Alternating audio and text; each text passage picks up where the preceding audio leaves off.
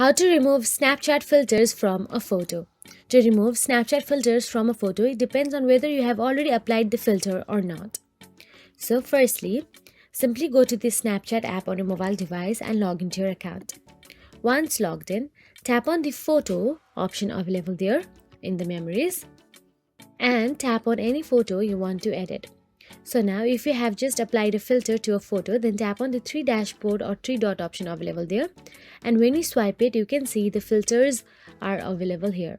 Now you can simply save it to your phone with the filter you wish to keep it.